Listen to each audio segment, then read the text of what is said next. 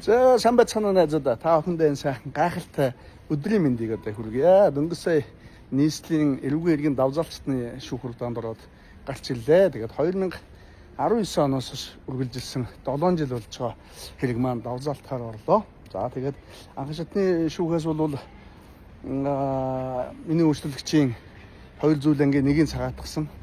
За тэгээд хорхоос өөр төрлийн ял оногдуулсан ийм хэрэг байсан. Тэгээд хорхоор эсэргүүцэл бичээд орлоо. Тэгээд ер нь бол хууль хэрэглээ талаасаа бол гайхалтай шийдвэр байсан гэж би бол одоо өмгөөлөгчийн хувьд бол үзэж байгаа. Өөрөөр хэлбэл яг хөө мөнгийг хууль усаар залцуулсан эрх мэдэл албан хэтрүүлсэн гэж одоо прокурор ялсан байхгүй. Гэтэл тэр чинь нэг үйлдэлд 2 зүйл ангаар 2 дахин хариуцлага хүлээл гэж болохгүй гэдэг зүйлийг би бол анханасаа хэлээд ярьсан байсан. За түүний дагуу бол одоо анх шатны шүүхээс бол шийдвэр гарсан байсан. Тэгээд